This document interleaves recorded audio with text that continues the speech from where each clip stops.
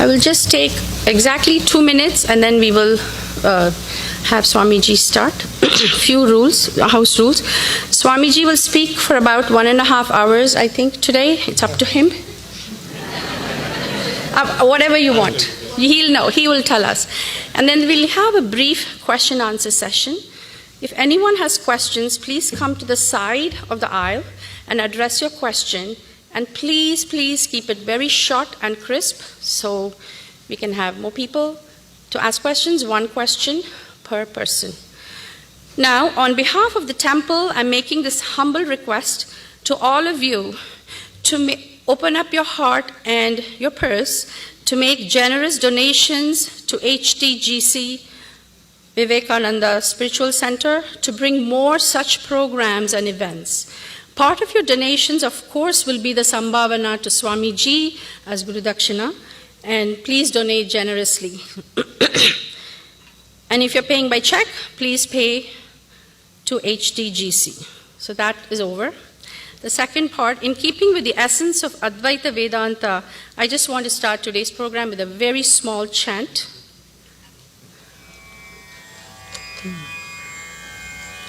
Om Mano Buddhya Hankara Chitta Ninaham Nacha Shrotra Jikhve Nacha Grana Netre Nacha Vyoma Bhumirna Tejo Navayuhu Chidananda Rupa Shivoham Shivoham Aham Nirvikalpo Nirakara Rupo Vibhutvacha Sarvatra Sarvendriyanam Nacha Sangatam Naiva Muktirna Meyaha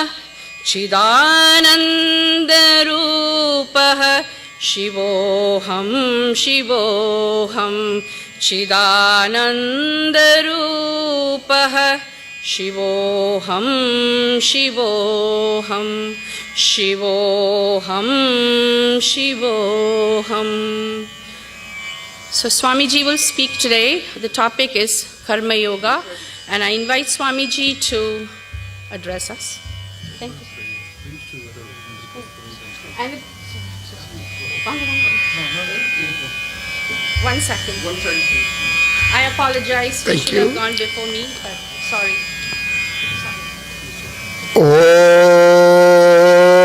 Om Shri Gurubhyo Namaha Harihi Om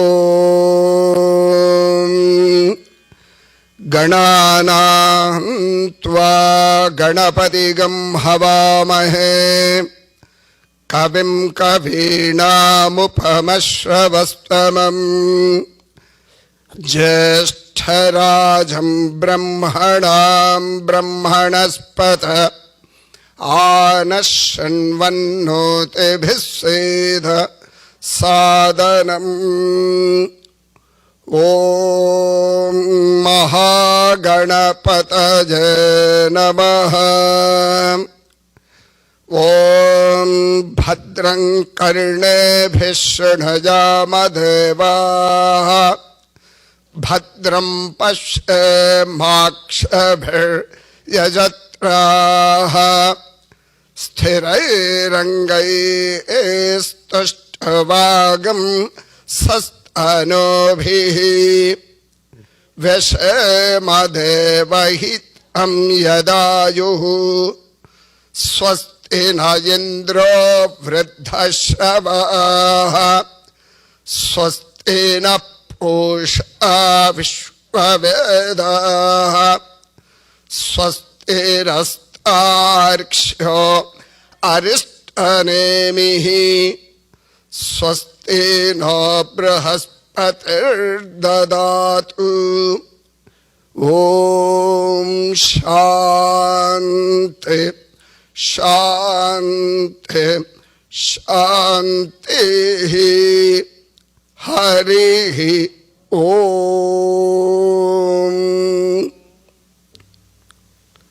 Shivaya. Thank you.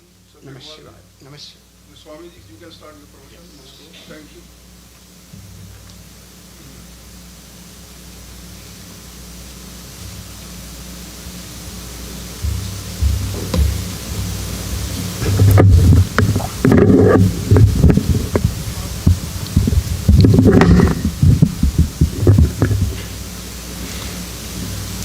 Om Asato Ma Sadgamaya Tamaso Ma Jyotirgamaya Mrityurma Amritam Gamaya.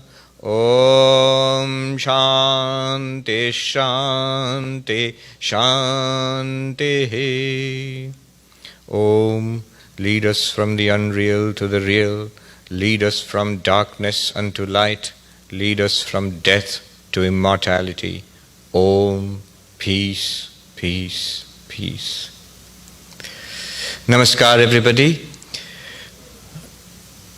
Namaskars to the temple authorities, to those who have organized this event. My gratitude to them, and to all of you, dear friends, for turning out in such large numbers. As Nitya said, or as she did not say, I'm not going to speak for 1.5 hours. I'm not going to strain your patience. There is when we learned communications many, many years ago, our communications professor gave us the sutra, the rule for communication. One is, your speech should be exhausted before the patience of the audience is exhausted. Second rule, he said, the sutra for successful talk: stand up, speak up, shut up. So I will follow that. Instead of 1.5 hours, I'll speak for about half that time, not more than that, and then we'll have interaction, because there are a lot of questions yesterday which we could not interact yesterday. And again, there'll be questions today. Let me start off by making a funny observation. There's one Swami, he's known as the Laughing Swami. Some of you may have met him, Swami Anubhavananda Saraswati ji, very humorous Swami. So in one program, I was with him online. I've met him a couple of times in Los Angeles, here in New York. And one online program, so he started by saying, in Bhagavad Gita, whatever Krishna taught Arjuna is useless. Whatever he taught him is completely impractical and useless. See, meditation. You sit like this, meditate, you breathe like this, calm the mind, close the eyes, concentrate inwards. By this time, Karna and Duryodhana, they will shoot him with arrows if he starts doing that in the chariot, in the battlefield.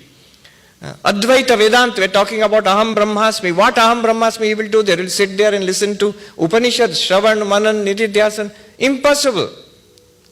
He is the general of an army. He is in mortal danger, in terrible crisis. So, only one thing he taught was useful, and that is Karma Yoga. That is actually how to transform activity into spiritual practice, how to transform our daily life into spiritual practice. I mean, he's joking, of course. All of those things are helpful. Meditation is helpful. Vedantic study and philosophy are helpful. Devotion, bhakti is helpful. But the unique power of Karma Yoga, that's what makes spirituality practical. Notice, Vedanta was not taught first in, Bhagavad Gita. It was not taught in an ashram. It was not taught in the Hindu temple in Chicago. It was taught in the battlefield of Kurukshetra, which is very symbolic, that in the midst of action, in the midst of our busy life, in the midst of so much pressures of daily life, family life, professional life, personal life, in the midst of that, spirituality is possible, and not only possible, useful, helpful. That is the message. That's the beauty of the Vedanta, the way it was taught in Bhagavad Gita.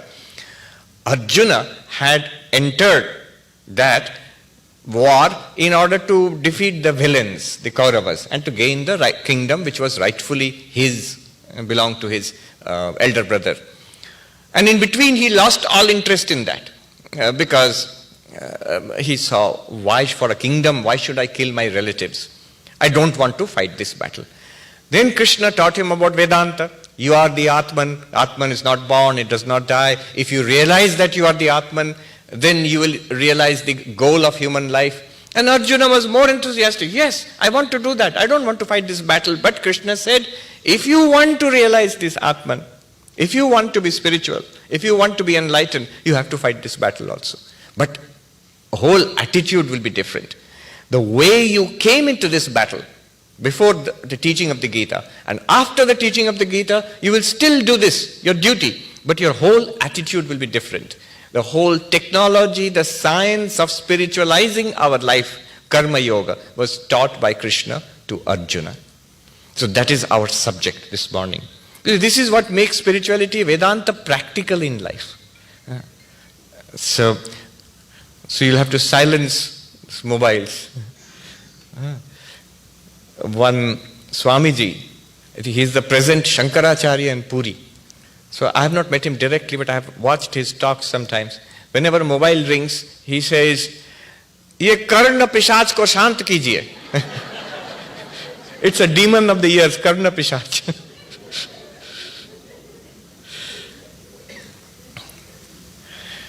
Let us first take a general look at life itself before diving into spiritualizing life.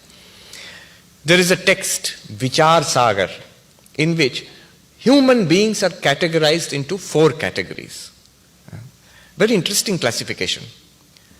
The most ordinary, the worst in the whole list is what is called Palmara, instinctive, animalistic life. I want pleasure. I want fun. And for that I need money and resources. That's all I want. See, in the traditional scheme of values in Hinduism, dharma, artha, kama, moksha. So kama means pleasure. All kinds of pleasure, sense pleasures. Whatever is fun for me, whatever is pleasant for me, I want that. Now that's all right. Sometimes as children, it's all right. Maybe even for some teenagers. But once you grow up, once you're an adult, you're expected to look beyond that. This is called a Palmara mindset. Palmara, literally the word Palmara in Sanskrit means uncultured, instinctive, a very basic kind of mindset, almost animalistic. I want this, I want to grab it and enjoy it right now. Not even wait. So this kind of people, they pursue artha and kama. Notice the way it is said. In India we always say dharmartha kama moksha. First dharma. First morality, ethics, a decent life. And then pursuit of wealth and pleasure in life. And ultimately the pursuit of spirituality, enlightenment, moksha, God realization, whatever. But these people, they start with kama and artha. Extreme example might be an alcoholic or drug addict who is just living for the next, drink or dose of drugs just for pleasure somehow. And that's a terrible life. I mean, they'll be the first ones to admit it, that we are caught. You know what it is like? They start it for pleasure. But very soon what happens is the pleasure has caught them. There is a story which Sri Ramakrishna was fond of. Kambal humko nahi chhodta hai. That is the name of the story. What is the story? There was a river in spate, a flood. And a lot of things were being swept along in the river. On the bank of the river, villagers were standing and watching all these valuable things being swept away. One man saw an expensive blanket being swept away, kambal. So he jumped in the river and swam mightily against the flow of the river and went and caught it. When he went there, he saw it was not a blanket. It was a bear which had been washed away by the river, bhalu. And naturally, the bear, what do? Bear hug. It caught hold of that man. Now they are both being swept away. From the bank, people could not make out what happened. From the shore, and they shouted, "Kambal ko chhod dijiye, aap doob jayenge. Let go of that kambal. You will drown." And that man shouted that kambal to main chhod diya, kambal humko nahi chhodta hai. I have discarded the blanket. I've given it up, but the blanket is not giving me up. That's the nature of addiction. So we get addicted to something. People get addicted, and then They find it's not fun anymore, but that addiction will not leave them anymore. That's the nature of addiction. Kama and artha, a pursuit of money just for the sake of becoming richer and no end in sight. Better than them, a higher level is what is called dharmika vishayi. Vishayi means a worldly person who wants things, but dharmika, on the basis of dharma. What do these people want? They want dharma artha kama. Most people in society belong to this category, which is good. Most people think that yes, I want pleasure in life. I want to be rich. I want to be successful. And I want it all for my family also, my relatives also. But on the basis of dharma, I want to be a good person. I want to be a moral person. I want to be a decent person. Most of us, we think of ourselves as good people, or at least trying to be good people. So within the limits of dharma, I shall pursue artha and kama. Still worldly, nothing particularly spiritual about it. But such people are interested in morality and also religion. Higher than them, more evolved spiritually, is a more mature mindset who realizes that ultimately no permanent happiness, satisfaction is to be had in this samsara. And here is spiritual life, in any tradition, promising that there is something higher. And that is called moksha, God realization, liberation, enlightenment, nirvana. So they want that. And such people are called sadhaka, spiritual seekers, spiritual practitioners. Sadhak actually not just seeker. Sadhak literally means somebody who's doing sadhana, who's actually practicing. Sadhaka. What do they want? They want moksha, not dharma artha kama. Now they don't want dharma, they are dharmika, but with no particular worldly desire. See, dharma can be sakama and nishkama. Sakama means with worldly desires. Artha and kama, I want pleasure, I want wealth, I want success, and therefore I am moral and religious. Good. But better than this is I am moral, I am religious, not because I want pleasure and success in the world. I want spiritual realization. And then higher than this, sadhaka, higher than this is siddha. Siddha is the enlightened one. Gyani, Brahma Gyani, Jivan Mukta. In Krishna's language, Sthita Prajna, Gunatita, all many words are there. What do they want? Nothing. Dharma, artha, kama, moksha, not even that, not even moksha. Shankaracharya sings, that Chidananda Rupa Shivoham we just heard. What does he sing? Na dharmo, na chartho, na kamo, na moksha. I don't want artha, money, I don't want pleasure, kama. I don't want your conventional religion and ethics and all. That also I'm not interested in. What about God realization, Brahma Gyana? That also I'm not interested in. Why? Chidananda Rupaha Shivoham Shivoham. So a certain state will come in all our lives when we are sadhakas, we will become siddha, enlightened, perfected. And then we go beyond this scale of dharma, artha, kama, moksha. Krishna himself has said this in the Gita. Chaturvidha bhajante mam. There are 4 kinds of devotees. Artha, artharthi, jigyasu, jnanicha. So the artha is the one in distress, in trouble. A financial problem is there, health problem is there, COVID problem is there, some beloved person is in the hospital. So I am taking refuge in Bhagavan. Please help me. That is one kind of devotee, and good. Krishna does not criticize. He says that's devotee number 1. Number 2 is no problem as such, but wants more. More success, more wealth, or at least in general, what a lot of people you'll see who come to the temple, what do they basically want? Not that they have any particular agenda, wish list, shopping list. No. Let all go well. Let all be well. Mangalamastu. For family, for community, for world. Let the blessings of God be upon me and my family and community and all that. That's also good. That is artharthi. They want something. Something more in life. And then beyond these two is jigyasu, who does not want anything, nor in any particular trouble, but wants to know, does God exist? Can I see God? This is like Narendranath. He goes to Sri Ramakrishna. He does not ask that I'm in some trouble or I want something in life. No. He says, I want to know, have you seen God? Can you see God? Once he was in trouble. He actually went to Sri Ramakrishna and he asked, his father had died and his mother was a widow and his brothers and sisters were in trouble. He didn't have money to help them.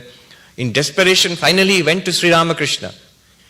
You tell Ma Kali, because this world is, the Divine Mother is in charge of the world, whatever you do. Your Brahman will not help. I'm sorry to say, Advaita Vedanta will not change things in the world. If you want change in things in the world, you have to go to the Mother. Now, Sri Ramakrishna said, you go and ask. You want a job, money and all that, go and ask. And Narendranath, he said to Sri Ramakrishna, no, she listens to you. You ask her, you tell her. Then Sri Ramakrishna said, no, today is a good day. Tuesday, I think it was, or Saturday, something. You go and ask. So Narendranath goes and he comes back in a divine mood and Sri Ramakrishna says, what happened? Did you see? He says, I saw the living presence of Kali, Bhavatarini Kali in the temple. So did you ask for? She said, yes, I asked for devotion, for vairagya, for viveka. And Sri Ramakrishna said, oh, all that is good, but did you ask for money? He said, no, I forgot. Oh, what a fool. Go again and ask. There is still time. Again he went, same thing, he came back. I asked for devotion and vivek, vairagya, bhakti, gyana. Again Sri Ramakrishna scolded him, sent him third time. Third time also came back and Narendranath said, I have understood. This is your play. I cannot ask for such things. He's jigyasu. Even under pressure, under trouble also, he doesn't want to ask for worldly things to God. He wants God realization. He wants God. See, what is the difference between a worldly devotee and a spiritual practitioner? A sadhaka and a vishayi. Vishayi person also comes to temple. And a sadhaka also comes to temple. But what is the difference? The difference is the vishayi person uses God for life. My life will be improved if God is in my life. My life is better if I have washing machine, if I have dishwasher, if I have car, if I have Wi-Fi, and God. One more thing is necessary. God will make my life better. And he's not wrong. Krishna himself is a support. You want rescue in times of trouble, God will help. You want better life, God will help. But God for my life. But sadhaka says my life for God. I am going to use my life to find God. That is the sadhaka. That is Narendranath, Vivekananda. And then higher than that is siddha, one who becomes enlightened. So these four categories are there. Notice, religion, spirituality is meant for the middle two categories. For those who are jigyas, who are artharthi or artha, who are in trouble or who want something in the world. They want something from God. They have belief in God. Below that, large number of people are there. Palmara. They also want many things. They're full of desires. But that faith in God is not there. So they will never come to the temple. Spirituality, no interest. But even worldly things, if you come to God, you will get what you want. That faith also is not there. So they are not devotees. Krishna excludes them from the list. Who is Krishna? Gita, Upanishad, Vedanta, temple. Who is it meant for? Two categories. The dharmika person, maybe vishayi, maybe worldly, but dharmika. And sadhaka. Higher than that siddha, they also don't need it. Out of sheer devotion, Krishna says, the siddha also is my bhakta. Gyani cha. Four kinds of devotees. Artha, artharthi, jigyasu, gyani. Gyani means the enlightened person. Enlightened person is also a devotee of God. Out of sheer devotion. Does not want anything. Now, of course, just by the way, what about the ones who have no interest? We know so many people who may have no interest in temple, in Vedanta, in, whether it is for worldly reasons or for spiritual reasons, no interest at all. What will happen to them? For them, it's a long, scenic route. What is the scenic route? It is the law of karma. We will come to that. As they do, good or bad, they will get those results in life. And through suffering alone, one will learn it isn't working. The way I'm leading my life is not working. It's not sustainable. A higher form of life isn't. So by experienced, maybe in this lifetime, maybe in more than one lifetime, some interest will come. Then they will come to the level of the dharmika vishayi, then sadhaka, then siddha. Long journey, scenic route. Now let us focus on the sadhaka, spiritual seeker. Those who are here, basically I think almost all of us here are sadhakas. We are spiritual seekers. Sadhaka means sadhana. Sadhan is a word, is what you use to get something. What you want is called sadhya. You want to come to the temple? Sadhya. What will be the sadhan? The method, what you use? Car. So you use something, then you come to the goal. The practice is called sadhan or sadhana. And the one who practices is called sadhaka. What is sadhana? Let's focus a little bit on that, then we will understand karma yoga. Yesterday we saw Advaita Vedanta tells you, Tat Tvam Asi, you are that reality. And the realization is Aham Brahmasmi. But problem is we hear all that, then we scratch our head. Swamiji, it's good. I'm hearing for many, many years. And some are very senior people here. I've been hearing before you were born, Swamiji. But nothing. What is the problem then? The problem is called Agyana, ignorance. That I am not able to make this a living reality. I hear, I try to understand, but it's not a living reality for me. I can't say that I really honestly feel Chidananda Rupaha Shivoham. I don't feel that. Now this Agyana is removed by Gyana. Ignorance is removed by knowledge. What is the method? The method is Gyana Yoga. Shravana, Manana, Nididhyasana. Consistently, systematically hearing these things again, studying the texts, listening to the teachers. This is Shravana. At the end of Shravana, you get the feeling, I have learned the philosophy, the teachings. But then you have to think about it. Until you can say honestly, I understand it. I not only know Vedanta Sara, Vivek Chudamani, Upanishad, Gita, but I also understand it now. I get it. What more remains? One more, Nididhyasana, which is, I get it, but it's still not a living reality. I have not yet assimilated it. My life is still flowing in the old patterns. To change those patterns, then what I have studied, what I have understood, you stay with that through a variety of meditation techniques. Wonderful techniques are there, Nididhyasana. And the realization will come, Aham Brahmasmi. At this point you will say, I know all this. Not happening. Then Vedanta says, there is a deeper problem. What is the deeper problem? Chitta Vikshep. First problem, Agyana, ignorance.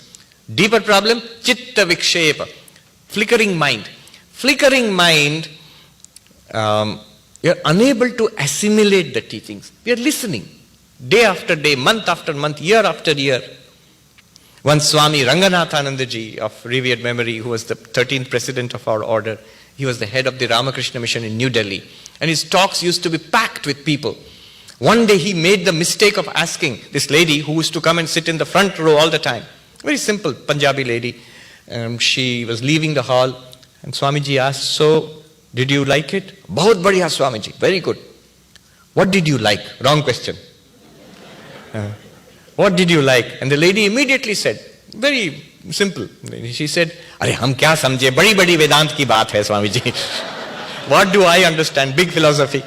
Many, many years I'm listening, not going in. Once, there's a description of Vedantic talk going on. Sri Ramakrishna is sitting and listening carefully. He did not comment. At the end of the Vedantic discussion, he says, in Bengali he said, that these words are good, but dharana is necessary, assimilation is necessary. In Bengali he said, kotha gulo to bhalo, dharana hawa chai. That dharana means assimilation. This must become a living reality for me. Why is it not happening? Flickering mind. Mind is unable to absorb. It goes here and goes out there. What is the solution for this vikshepa, flickering mind? Is ekagrata, focus. And for that, all meditative techniques, upasana, yogic meditation, dhyana, all is prescribed for focusing the mind. Swamiji, I know that also. 40 years I'm meditating. Either I feel restless or sleepy. It used to happen to us when we were novices. We were beginning our training, so it was very strict. You have to go evening arati, after arati, you sit for in meditation hall. There will be a big clock there. At least 1 hour you have to sit. If one more less than that, so sometimes you'd see brahmacharis meditating and waiting for it. So as if it's not a pleasant task, then it's a difficult task. Or the opposite. Well, this is restlessness. The opposite is sleepy. Sit down, close your eyes, fall asleep. We used to joke. Sleeping like this, we used to say, Pranamami Muhurmuhu. I'm saluting again and again with closed eyes. Sleepiness, that is tamas. Restlessness, that is rajas. Meditation requires sattva. A pure mind and serene mind. Not lazy and sleepy mind. Not restless and overactive mind. A calm mind and serene and alert mind. Why not happening? Third level, deeper level, and I promise this is the last level of the problem. Deeper level of the problem is called chitta mala. Chitta mala, impurity of the mind. Whole lifetime and lifetime after lifetime we have poured dirt into this mind. And it has conditioned the mind so much that it can't take anything higher. It's like dumpster is there. Will you ever think of going into the dumpster and taking food out, discarded food and putting in your mouth? You will not. You feel sick. That very idea is sickening. And if you do that, stomach will be upset. But we are reaching into the dumpster of the world and continuously putting things in the mind. No filter. Whatever you see, hear, smell, taste, read, listen, all sorts of images, sounds, ideas from the world outside, dumping continuously in the mind. Somebody said, no, bad things are there in the world. If you avoid, you're escapist, Swami. Only good things you will see and bad things you will avoid. Escapist. No, your question is not about escapism. It's like Sri Ramakrishna gave the example of, mithai shop, sweet shop. So there are flies which will sit on the sweets and go outside in the drain in India, open drains. Luckily less are there now. Open drains, and they'll sit in the rubbish, in the dirt, in the drain. And then they will sit on the sweets also. Our mind becomes like that. Going to nice things also and going to dirty things also. That will not work. He gives the example of honeybee, which will go and sit only on the flowers, selectively. Honeybee is escapist? No, is wise. So mind is an instrument. You need the mind to accomplish something. Why will you dip it in dirt one moment and dip it in Amrita next moment? Because dirt is there, I should not be escapist. I should jump in the dirt sometimes. So, impurity of mind is there that prevents us from meditation. Mind becomes flickering. So, purification of mind is required. Chitta Shuddhi. And what is the sadhana for that? The sadhana for that is karma yoga. This is the basic level sadhana. This is the foundation. Now look at I have drawn for you, if you listen carefully, 3x3 matrix. The problem, solution, and method of solution. Problem is the Agyana, ignorance. I don't realize I am Brahman. Solution, Gyana, knowledge. Method, Gyana Yoga, Shravana, Manana, Nididhyasana, Vedantic study and thinking about it, meditation. Then, that is not working. Deeper level problem, flickering mind. Problem, Vikshepa, Chitta Vikshepa, flickering mind. Solution, focused mind, Chitta Ekagrata. Method, meditation. That is Upasana. Mantra will be given, Ishta Devata will be given, how to meditate will be told to us. Focus, Ekagrata. Method is meditation. That also is not happening. Mind is restless or sleepy. Why? What is the problem? Third level of problem. Problem, Chitta Mala, impurity of mind. Solution, Chitta Shuddhi, purification of mind. Method, Karma Yoga. Karma Yoga. So 3x3. With Karma Yoga, the solution will be that you will get purified mind. With purified mind, sit down to meditate, mind will become focused immediately, guaranteed. Uttarakhand, one sadhu said nicely, he said, Mahatma ji समाधि तो आसान है, हमको 2 minute में आपकी समाधि लगा देंगे, शर्त है कि शुद्ध मन लाइए. Samadhi is easy. Within 2 minutes, I guarantee you will have samadhi. But condition is that bring a purified mind. So it is true. Higher spiritual practices, yoga, Vedanta, they are much easier. Bhakti, we all complain, why love of God is not coming? Why is mechanical? Impurity of mind. At the root of all of that is impurity of mind. Purified mind, to the extent mind is purified. It doesn't have to be 100%. The more mind is purified, easy, bhakti becomes easy, upasana, meditation becomes easy, and jnana becomes at least more and more clear, what is being said in Vedanta. Karma yoga. Now let's go deeper into this karma yoga. With purified mind, when you meditate, meditation becomes focused. With purified and meditative mind, when you listen to Vedanta, immediately Aham Brahmasmi will come. Ignorance will go, knowledge will flash. So does that mean first 30 years I have to do karma yoga, after retirement only meditation, and then at the deathbed only Vedanta class I have to listen? No, all will go together. But first of all, karma yoga is very beneficial, transforming our actions into worship, into spiritual practice. How? First of all, what is karma? Action. Another meaning of karma is the result of action. So as Hindus, as Buddhists, as Jains and Sikhs, all the Indian religions, they have one thing in common: karma. Karma is something they all believe in. One sadhu in Uttarakhand, he put it nicely. Ye karma aur punarjanma, ye gambhir tattva hai Mahatma ji.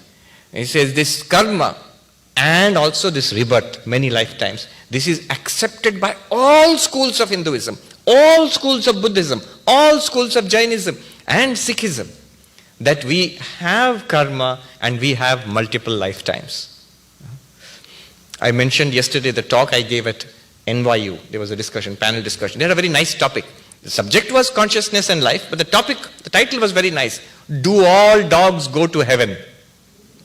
Immediately as Hindus we think of Yudhishthira going in Mahabharata, the end of Mahabharata, and Dharma is going as the dog. But anyway, I said from a Hindu's answer, there is no objection.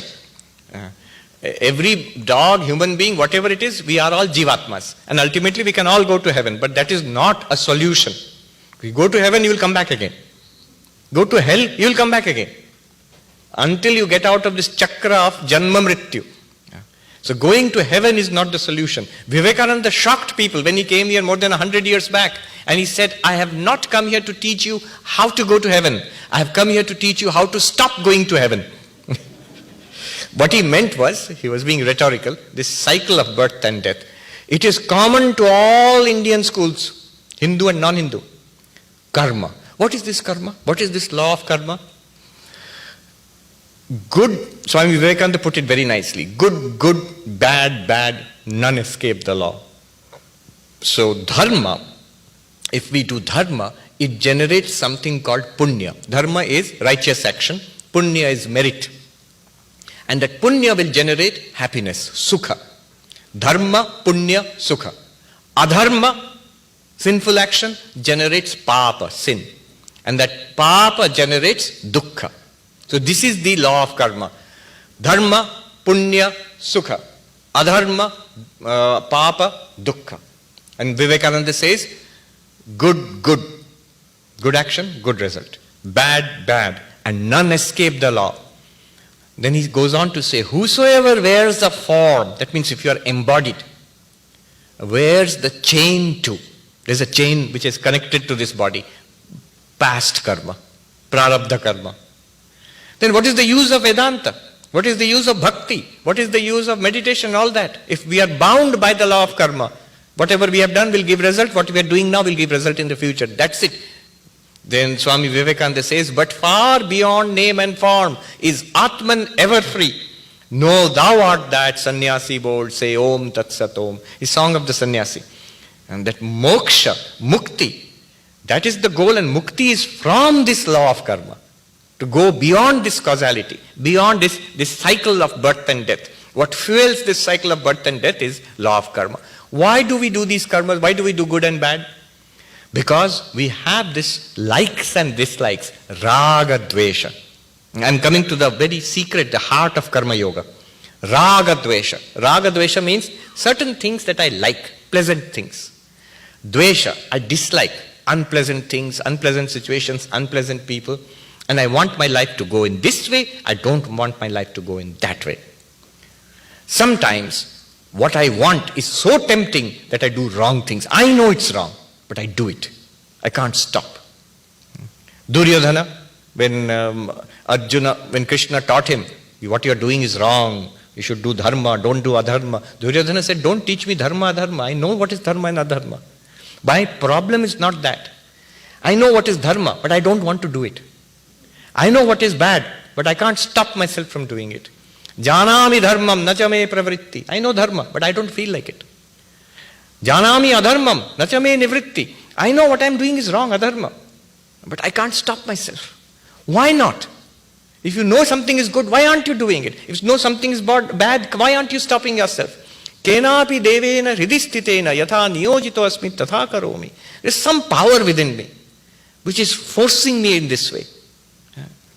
What is that power? It's nothing other than our past conditioning, our likes and dislikes. You're unable, Duryodhana is unable to bring it under control. Therefore, he is a villain. The hero, Arjuna, is somebody who's struggling to bring his likes and dislikes under control, under discipline. He asked the same question to Krishna. Atakena prayuktoyam papam charati purushaha anichannapi vashneya baladiva niyojita. In Bhagavad Gita, Arjuna asks exactly same words as Duryodhana, with a crucial difference. He says to Krishna, why does a person do wrong things? Unwillingly also. Baladiva niyojita, some force is pushing. See, same words as Duryodhana. But the difference is this. Duryodhana gave it as a statement of fact. This is the situation, I have no interest in changing it. It can't be changed. This is life. That is a materialist approach. Arjuna's was a question. This is the situation I find myself in. How can I change? Please teach me. Then only Gita will take effect. That we have a question. That's why we come to listen to talks or we study, we do spiritual practice. So, likes and dislikes are propelling us. Now, how can Karma Yoga help? Here is the beauty, the power of Karma Yoga. What Karma Yoga does is exactly what we do in the temple. When we go to the temple, we worship the priest, or we do some rituals, we worship. And the work we are doing there, we are chanting mantras, offering something, meditating. So all this kind of physical and mental work is work, it's action. But it's all connected to Devata. It's connected to Durga or Ganapati or Shiva or Hari. And so all my action is God-centered in the temple. And the result of that action, remember, dharma, punya, sukha, adharma, papa, dukkha. But when I do it as puja, what happens? As a result of the puja, you will get prasad. You offer something, and that comes back to you as prasad. Whatever will come back to me in life, when I convert my actions into puja, will be prasad. Whatever happens in life, it will be the result of my actions. But what is my action? It is worship of the Lord. Earlier, what was my action?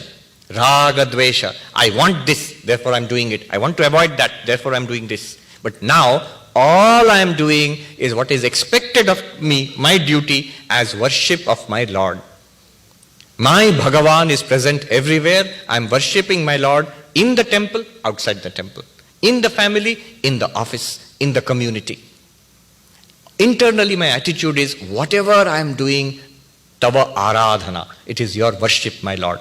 If all my actions are puja, then what I will get, karma phala, will be prasad. And in prasad, I have no choice.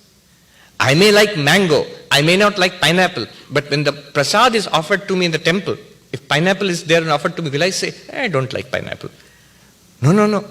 It is coming from the Lord.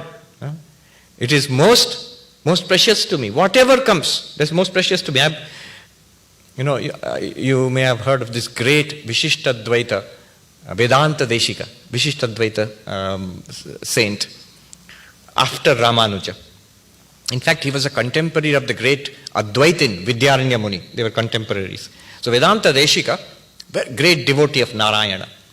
One day he's going in the village and some children are playing with a ratha, with a chariot, and the Utsava Murti is there in the chariot, like a toy. And the children are pulling it and they are acting like the priest in the temple, you know. They've got the little toy chariot and the little murti there, and they are offering bhoga. They have made little balls from the clay and they're offering bhoga. So the little child, when Vedanta Desika, the great saint, is walking along there, the child offers this bhoga, this prasad to Vedanta Desika. Now see his reaction. Immediately with tears in his eyes, he says, "What grace, my Lord, that unasked for, here in the middle of the road you have offered me by yourself, your prasad." He stuffed his mouth with that clay balls. And in that dirt itself, Shashtanga Pranam to that little toy chariot. You see, this is prasada buddhi. Whatever comes in life is coming to me as a result of the puja that I have done to the Lord. The Lord is giving back. Health comes, very good, that is your prasad. Illness comes, all right, I have no problem. My only concern is with my Lord. Good and bad, generally things will be good when you do this. Good and bad, both are accepted as prasad. Pleasant, unpleasant, both are accepted as prasad. This is karma yoga. Following raga dvesha, struggling with the world, karma. Trying to control it, that is dharmika karma. But converting everything into worship is karma yoga. It becomes karma yoga. Then everything in life is accepted as prasada. And then whole life becomes worship. One of the most interesting places I ever gave a talk was, I was coming through Lucknow airport once, and in India, at night, I was the transit passenger. And this, you know, they have this, like TSA here in the United States, you have the CISF police security people there. One sergeant saw me, I was dressed like this, and he said, "Swamiji, kuch boliye. Swamiji, tell us something, give us a talk." I said, "Yeah, here." So yes, there, you know, they make you stand on top of a box and they pat you down. So they made me stand on top of a box, and he called the others. There are no passengers. So they all come with guns and all, they are standing. "Kuch boliye, give a talk." I thought, what talk I will give here? Then I asked him that, आप घर से निकलने से पहले पूजा करके निकलते हैं? When it's UP, so Uttar Pradesh, you do puja before leaving the house? And the gentleman, very sincere, simple person, he said, "हाँ जी, हनुमान जी को फूल चढ़ाते हैं. Before leaving house, I put flowers at the feet of Lord Hanuman."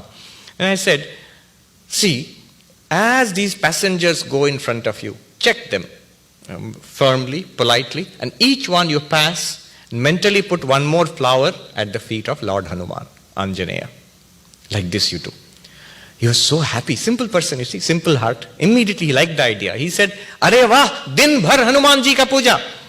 Whole day I can worship Lord Hanuman." Yes, you can. This is the crucial idea of karma yoga. Now see the power of karma yoga. So what is the basic idea? Two components. All my work I can do as worship of the Lord. It's puja. So whatever will come to me in life will become prasad. And with that, detachment. That I am here to do the puja only. I am not here to get the prasad. So, that detachment with the results of the work. If you can combine puja attitude with detachment of the results of the work, it becomes karma yoga. Why, if you are detached from the results of the work, then why are you doing it all? I am doing it to worship God. That is my motive. I have a motive. It's not motiveless. One great Swami, Anamayanandaji, I met him in New Delhi many years ago. I was a brahmachari. I remember one day I asked this question: how can you do karma without any motivation? So one day he was coming from the temple. He had some knee problem, very elderly. So I helped him, held his hand, took him to his room in New Delhi Ramakrishna Math Ashram. As he entered the room, I was asking the question and he did not answer. How can you do work without any motivation? He did not say anything. As he entered the room, I still remember clearly, he was a huge man. He turned around to me, closing the door, he said,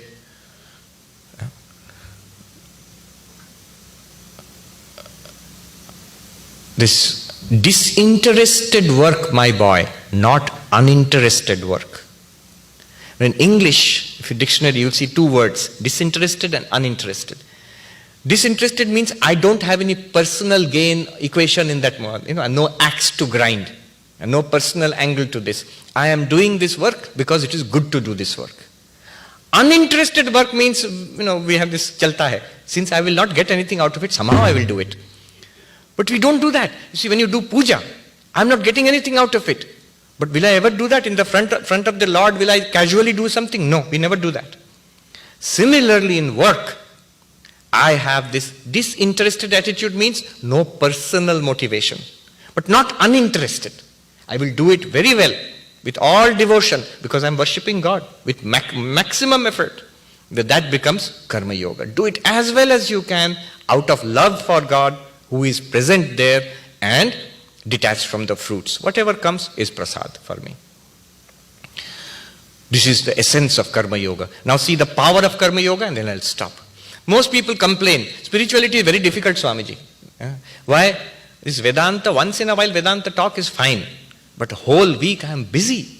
Family is there, house has to be maintained. You don't know, car insurance and bank work and hospital problems, then job, children, and so many things have to be dealt with. Where is the time for Vedanta? Meditation. After hard work throughout the day, sit down for meditation, you feel drowsy.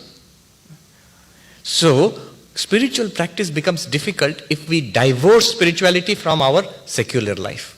If we have two lives, one worldly life, one temple life, then what will happen is spiritual life will become more difficult, because maximum energy is sucked out by the world, by family, by job, by personal problems. Maximum energy goes there, maximum time goes there. What is left over for God will become less and less. That's why spiritual life is so difficult. Not only that, people will complain, sit for meditation, 1,000 different problems come in the mind. What is the answer? The answer is karma yoga. This secular life, this so-called family life, job life, personal problems, all of that convert into puja. Karma yoga is meant for that. Difficult? Not so difficult. If Arjuna can do it in the battlefield, worst human activity, battlefield, Ukraine, what is going on there, worst human activity. There, if it is possible to be spiritual, we can all be spiritual in our lives. Our life is not as difficult as that. It's not as terrible as that. So in your personal life, professional life, family life, we can all spiritualize. Don't tell anybody. Don't tell I'm worshipping God and I'm giving you food. They'll think mom has gone crazy or something. You mentally have that attitude.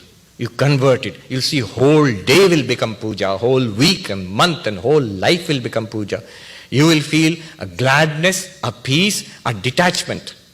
When everything is puja and everything is prasad for you, you'll be detached automatically. You will feel freedom. You will benefit and everybody else around you will benefit. They will feel something in you, change in you. An upliftment, a sublime kind of radiance coming from you, they will feel it. You will feel much happier, at peace. Concentration. Sitting for meditation, mind is going here and there. Don't sit for meditation. With open eyes, see God. Swami Ashokananda ji, who was the head of the Vedanta Society in San Francisco in the 1940s and 50s, he said, where will I see God? Foolish question. Where will you not see God? The same Lord, every scripture says in Vedanta, my Lord is present in all living beings. Swami Vivekananda said, my God, the sick, my God, the poor, my God, the uneducated. In all these places, the Lord is playing and you can offer service there. In the society, in the family, in the office. If nothing is needed, just some smile, just some tolerance on your part. Instead of reacting with anger and irritation, if you can hold back a little bit, that also is a sadhana. All of these ways we will find God all around us. Imagine the happiness of such a person, the joy of such a person, to be surrounded in an ocean of God all the time and be engaged. I was just thinking, Hanumanji is the best example of karma yogi. In Hanuman Chalisa there is a line, Rama kaj karibeko atura, who is always eager, intensely eager to do something for Rama. like that, to do something. The Lord does not accept service from everybody. So if we can do something, we will feel blessed. Not everybody. Lord keeps a lot of people in distance. Bahar se. So if Lord is accepting a little bit of service from us, community service, in the family, somewhere, we should be blessed. We should take that opportunity to be of service to the Lord. So this is the tremendous power of Karma Yoga. Once you serve, see, sitting and meditating on God, Shiva or Vishnu, difficult. Mind goes here and there. But the same Shiva is in front of me as the patient in the hospital or at home. Mind will not go here and there. The patient will make sure your mind is on your work. Those who have taken care of a sick person, you know how difficult it is. So your mind will be focused. Karma Yoga automatically focuses your mind. And then you will find the amazing thing is other yogas will become much easier. Bhakti is easier. Dhyana is easier. Gyana comes just like that for a Karma Yogi. Those who have not done Karma Yoga, straight Upanishad, Aham Brahmasmi, very difficult. They will have 100 different complaints. All complaints are because Karma Yoga has not been done earlier. Karma Yoga is done properly, Chitta Shuddhi, meditation is easy, devotion comes automatically. Purified mind runs to Bhagavan. Purified mind runs to Bhagavan.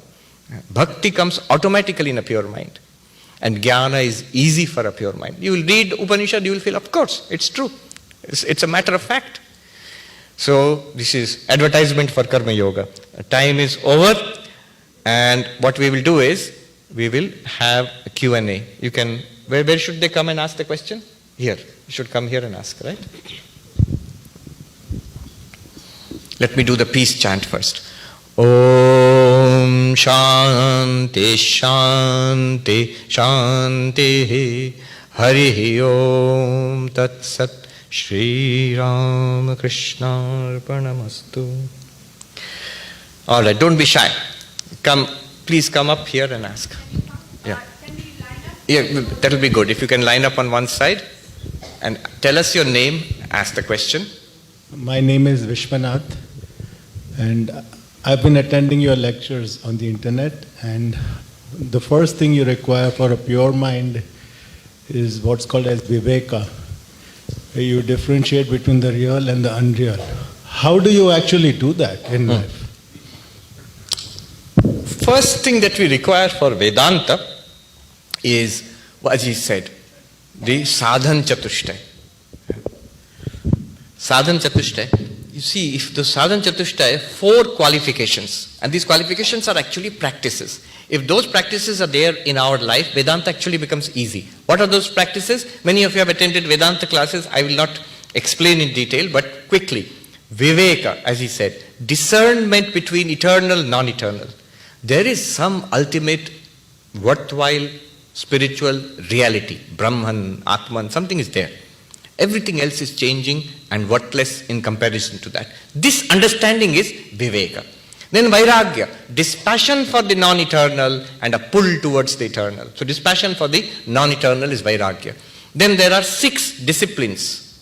And they are packed into one called Shat Sampatti, 6-fold treasures. What are they? The Shama, quietness of the mind. Dhamma, control of the organs. Then Titiksha, a kind of spiritual toughness. In spite of all problems in life, I will stick to Vedanta. How much trouble we put up for earning money, raising a family. So stick to Vedanta in spite of trouble. Titiksha. Then there is Uparati, withdrawal from too much busyness, engagement with the world. One sadhu put it nicely. Vedant ka sadhan Mahatma ji thoda piche hat ke hota hai. You have to step back a little for spiritual practice.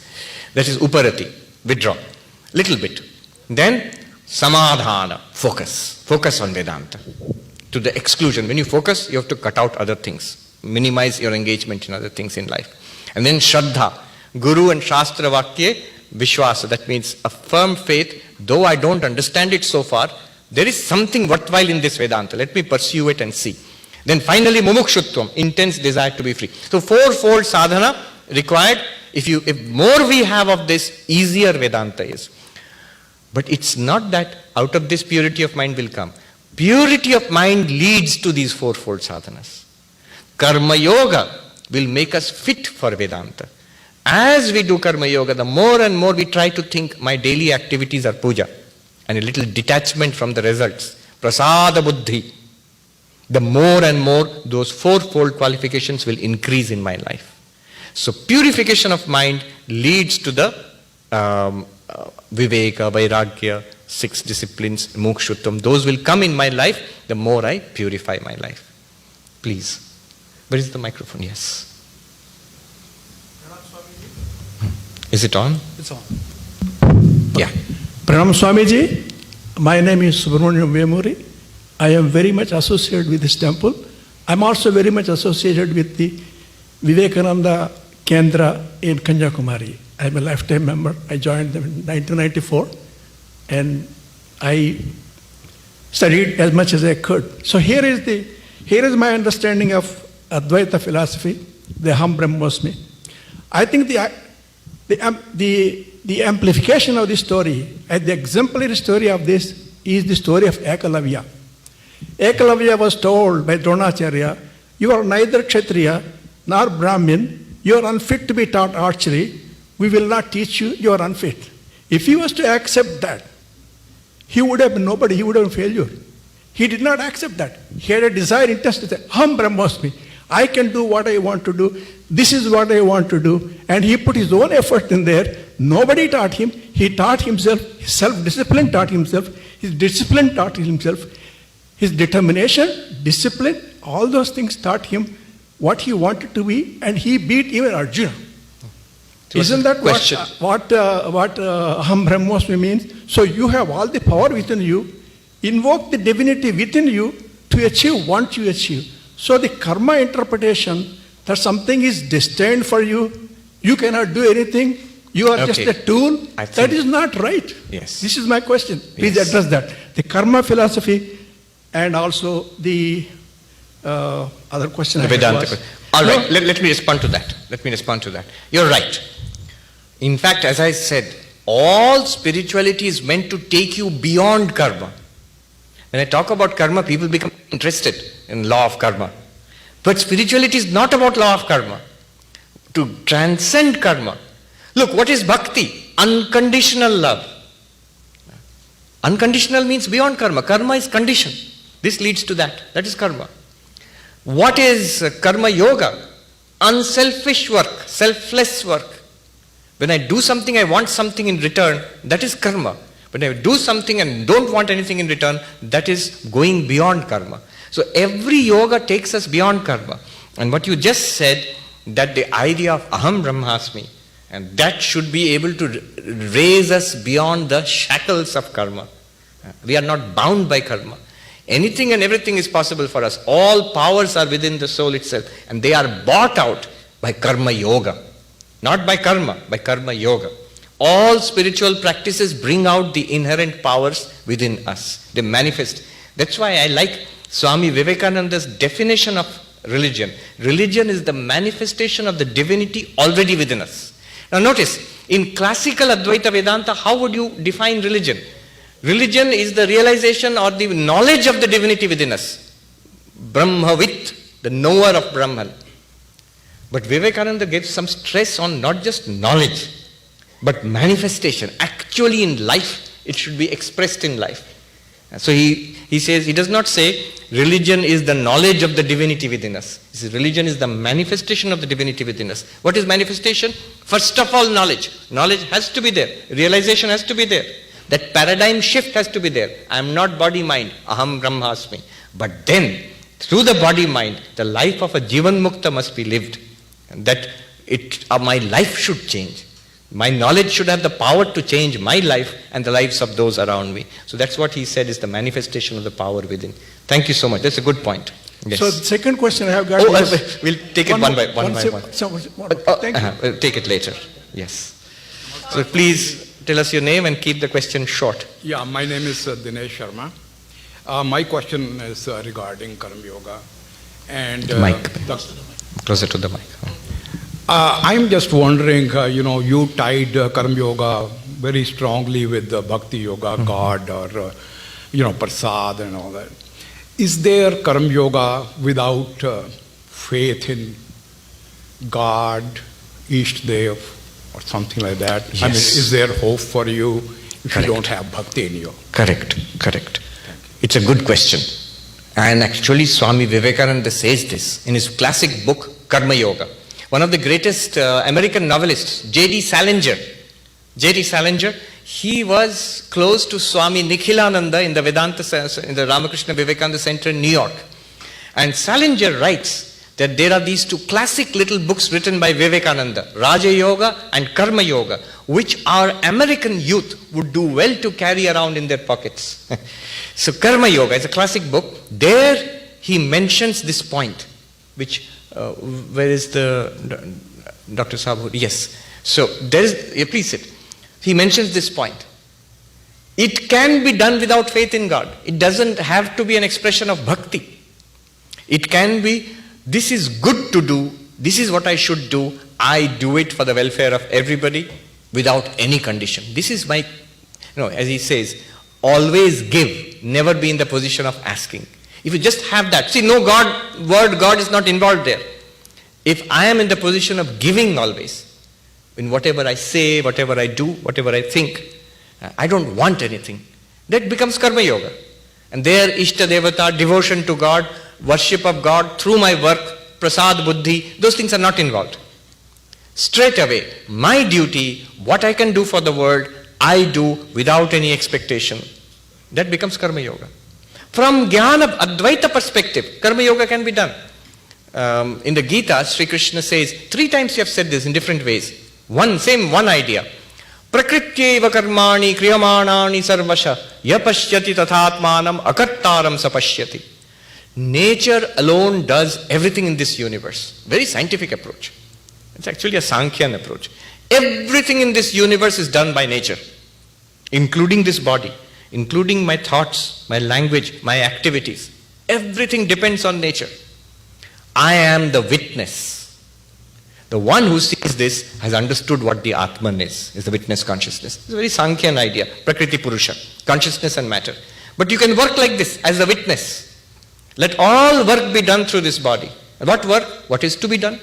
What this body, this person should do according to society, according to morality, what it should do, let it live the best possible life.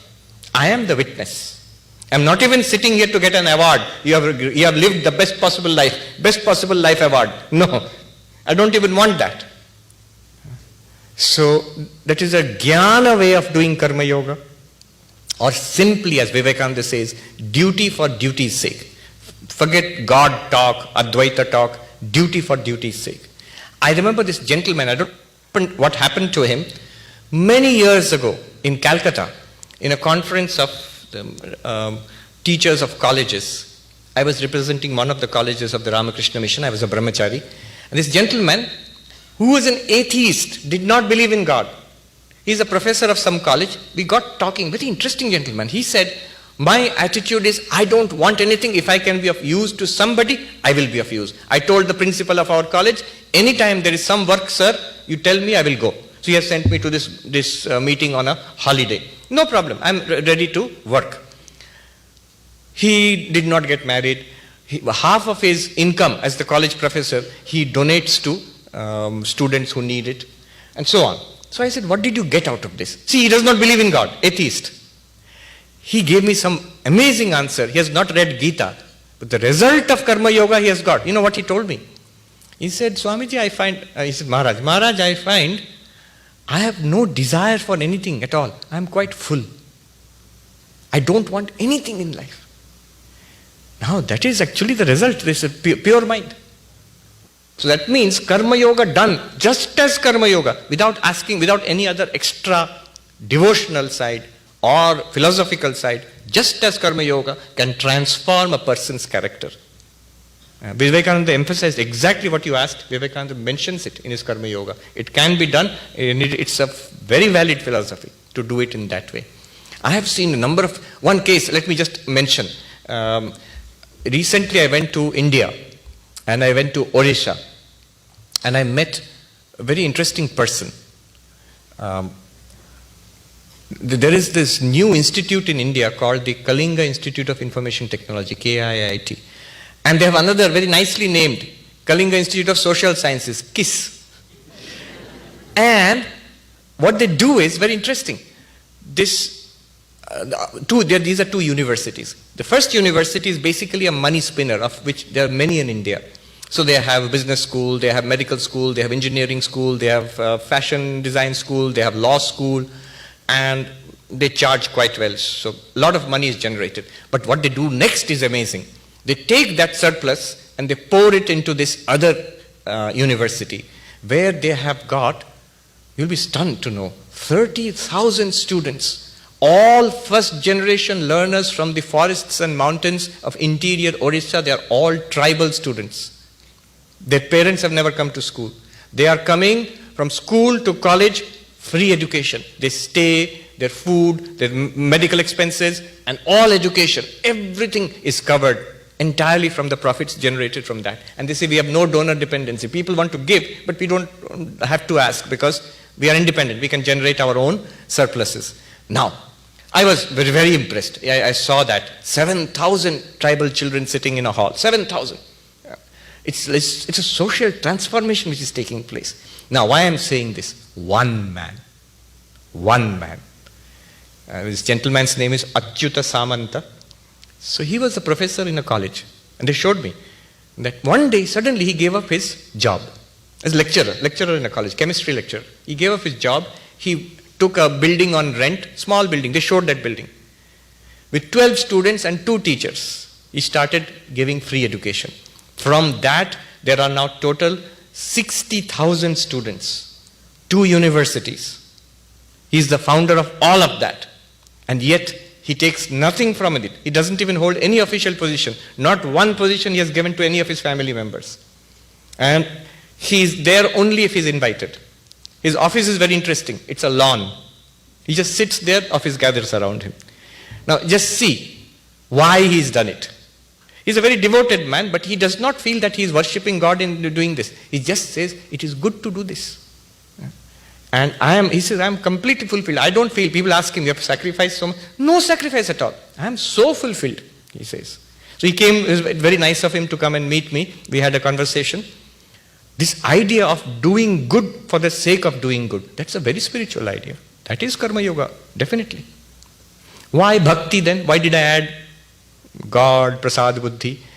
Sri Ramakrishna says, if you add love to this, it becomes easier. So, he gave an example, simple example.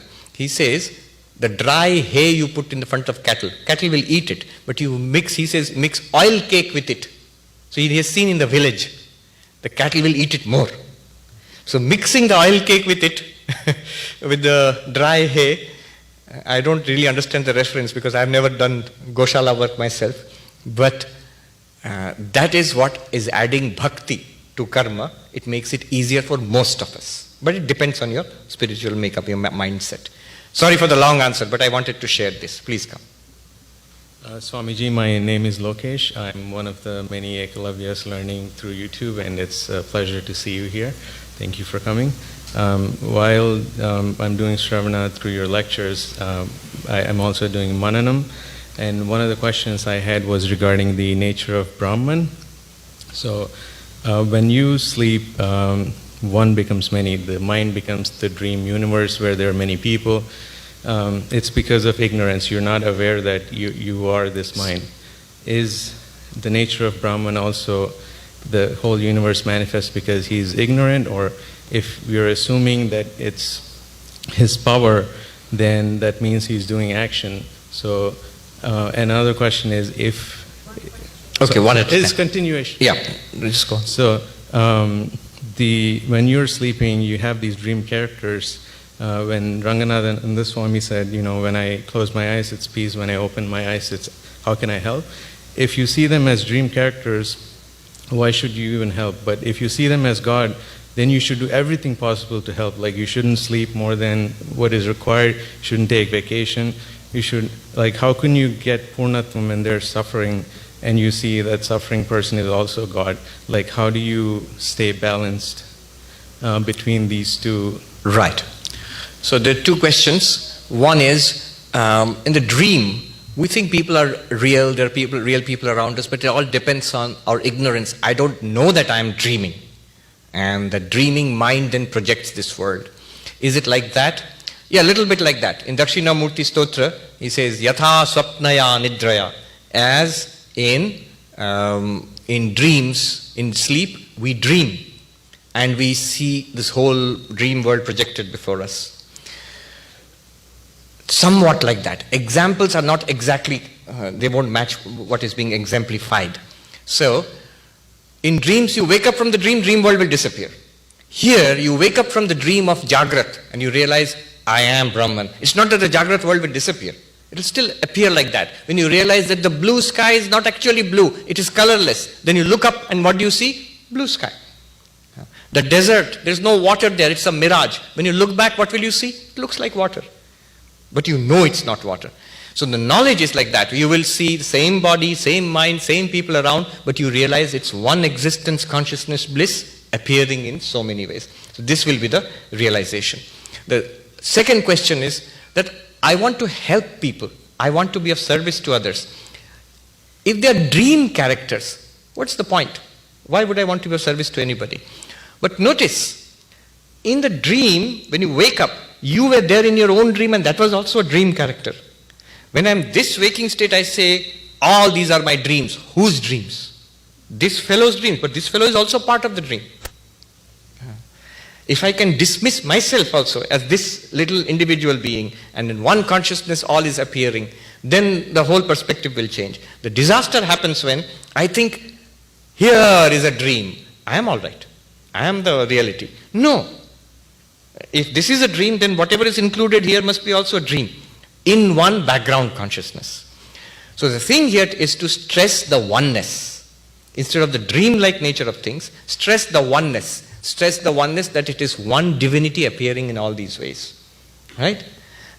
What is dream is the apparent difference. Krishna says, Avibhaktam cha bhuteshu vibhaktam iva cha sthitam. One undivided consciousness in all beings, as if divided. A few hundred people here. Few hundred bodies here, correct. Few hundred personalities, minds here, correct. Few hundred consciousnesses. I think it was Heisenberg who said that consciousness is that singular which has no plural. So we are one consciousness, one sat, one chit, shining through many bodies and minds. And so your response to that is the worship of that one divinity. If I am finding myself in one body and mind, I find myself in so many other ways. If I try to remove the sorrows of this body mind, I will try to remove the sorrows of those body minds also. This is called the golden rule in all religions. This principle is found everywhere. Explanation is found in Advaita. What is the principle? That treat others as you would have them treat you. It's called the golden rule. And this is found in every religion. Gita also. Who is the greatest yogi? Krishna says, Sukham va yadi va dukkham, atma upamyena sarvatra, yo pashyati Arjuna, Sukham va yadi va dukkham, sa yogi paramo mata. Who sees sorrow and happiness in other beings as my own sorrow and happiness? That is the best yogi. This is called golden rule of religion. In United Nations, in New York, if you go to the United Nations headquarters on 3rd floor, it's written in big rock stone, the golden rule. Treat others as you would have them treat yourself. But why? Why will I treat others? I want good treatment from all of you. Why will I give you good treatment? If I can avoid it and escape, I can do that? No. What is the explanation? Because I and you are ultimately not different.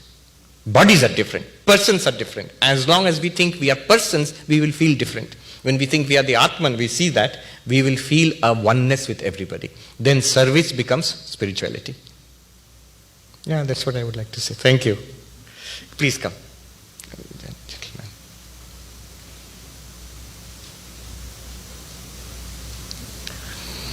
Namaskar, Swamiji. Namaskar. My name is Shank Balaji. Ji. I have a question. I'm a student of comparative religion. Although I'm born as a Hindu, I practice Hinduism, but I dwell into other religions. With that introduction, my question is, Buddha had simple 4 and 8 truths, noble truths. They are so simple and easy to comprehend and understand and appreciate, at least by me. So why does Hinduism does not have such truths that one can understand so comfortably as Buddha explained? Thank you. Yes. So why doesn't Hinduism have simple truths like say what the Buddha taught? Hinduism does. The only thing is Hinduism has many such sets of truths. That's what makes it complicated. Just now I talked about, notice, dharmartha kama moksha. That's a simple way of putting life, describing life. Artha kama dharma moksha. Dharmartha kama moksha. That's one way of looking at life. Ashtanga yoga. Like Buddha's Ashtanga marga. Ashtanga yoga in Patanjali Yoga Sutras. In Advaita Vedanta, Shravana Manana Nididhyasana. So there are these simple formulations which will give you the essence of the whole system. But Hinduism is like a vast mansion of which I would say other religions are like rooms. So other religions are much simpler that way. Hinduism has, I call it a full spectrum religion. Everything is there in Hinduism. You want bhakti traditions, it's there. I remember one interfaith conference organized by the Sikhs on 300 years of Gutta Gaddi in Nanded, where Guru Gobind Singh, he made Guru Granth Sahib the Guru of the Sikhs, after the 10 Gurus. So 300 years of that event was being celebrated, interfaith conference. I was there as representative of Hinduism, and there was in fact a rabbi from New York. One rabbi said, yes, we are everywhere. So, and I found, as a representative of Hinduism, I was at home with people from all religions. But, so when Muslims, Sikhs, some Hindus, Christians, Jews standing up and saying, God is one, we are all the children of God, all very good, everybody can sort of accept. Except I found a group of lamas had been sent by the Dalai Lama. They were sitting at the back. They were very gentle people. They were sitting and smiling. From their perspective, what God? What are you speaking about? It's a superstition. But I, as a Hindu, I can appreciate both sides. Yesterday I talked about Tat and Tvam, God-centered religion and self-inquiry based religion. I remember I sat in a breakfast table with the lamas. Only one of them could speak some broken Hindi, others spoke only Tibetan. So that lama translated. So he said, our brothers, the lamas are asking, please explain your Vedanta. So I said, Satyam, Jnanam, Anantam, Brahma. Brahman is infinite existence, consciousness. Immediately they said, no. Any positive description is not acceptable. Satchidananda Brahma. No. And they have got good reason to say why. No. Then I thought, aise nahi hoga. This is not the way. I have to go around the other way. I said, Esha neti atma. What is this atma? Not this, not that. Whatever you can describe, this is atma, Satchidananda, whatever. Not this. Body, mind, intellect, not this. Then it is nothing, not that also. Then those lamas, they went into a huddle, like football team, when they get into a huddle like this, they went into a huddle. Some quick discussion they had in Tibetan. Then they turned around, all were smiling. Then the interpreter said, Hamare Guruji bolte hain, the head lama is saying, you can be a good Buddhist, you come to our side. So I say, Hindu can be good, Christian, Muslim, Jew, because you have Vaishnavism, Shaktaism, Shaivism, you can be a good devotee. But you can also be a good Jain, you can be a good Buddhist. So, full spectrum. That is the beauty of Hinduism. You have a whole range of systems. Each system, yes, that's true. Each system, however, is pretty simple and logically worked out. You take one particular system, Patanjali Yoga, it's very clearly worked out. There is no vagueness there. Advaita Vedanta, very clearly, very logically worked out. The only thing is, you have a whole range of such systems. And that's the beauty. What is good one shop which sells only one brand, or supermarket which sells you 100 different brands. So Hinduism is like this huge, this American supermarket, like that. Yes, please come.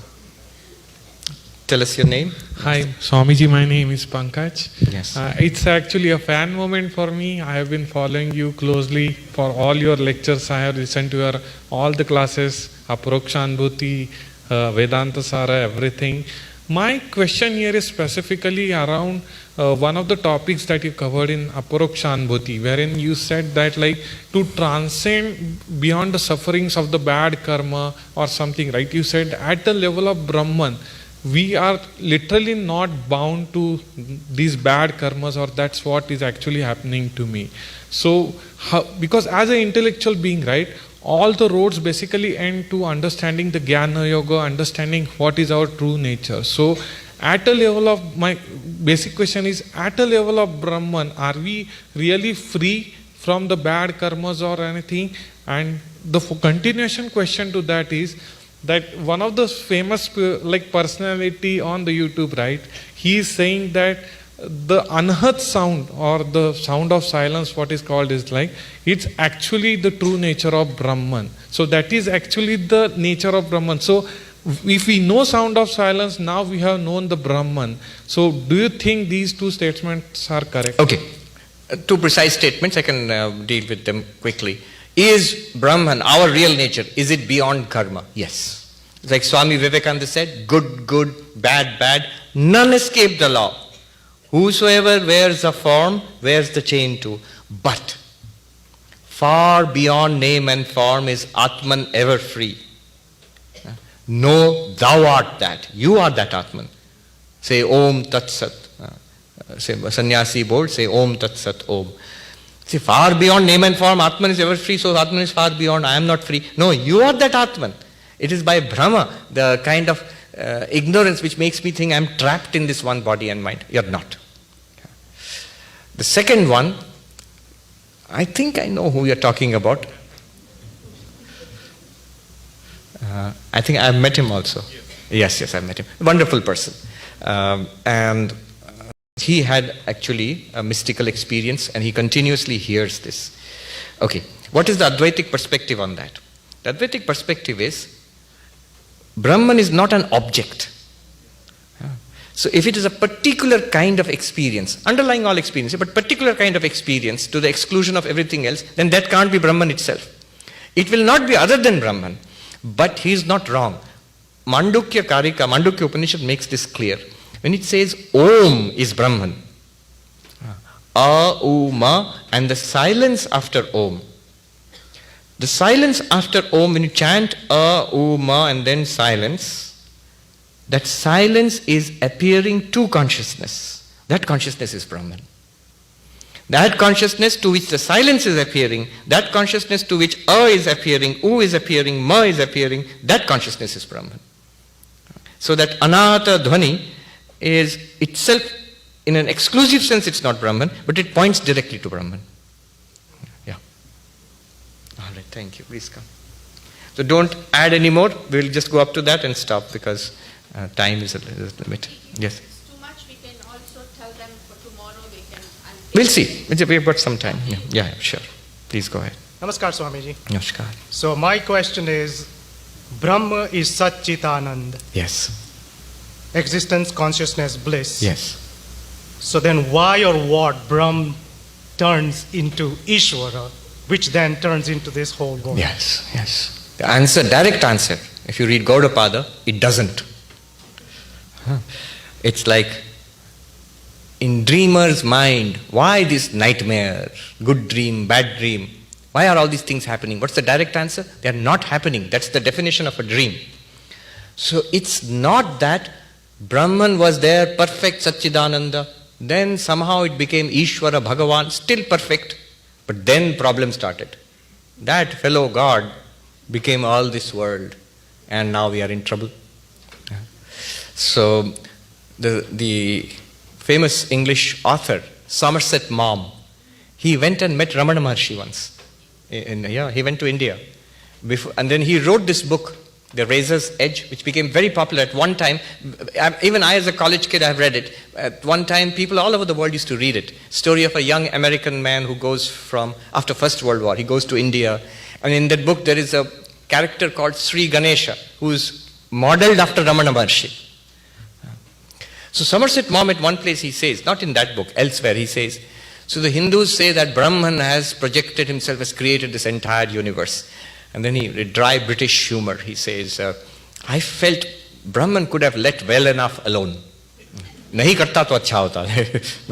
So why Brahman has done all this? The answer from an Advaitic perspective is, Brahman has not done all this. Brahman is still Brahman. We get into the idea it was perfect. Somehow we have become separated from Brahman. Brahman has become Ishvara. I have become Jiva. I have to worship Ishvara. After many lifetimes, if Ishvara, my file, like Indian government file takes long time to be passed. This fellow, Sarvapriyananda, his file is pending many lifetimes. Moksha. Okay, signed. Go, Moksha. At last. Not like that. Gaudapada Acharya says in...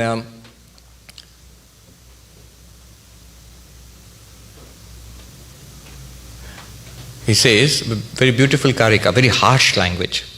I don't know if I should say it in a temple. He says, chapter 32nd? No, but the first verse of, I think, the 4th chapter. Upasana shrito jivo jate brahmani vartate pragutpatte rajam sarvam tena kripana so smritaha.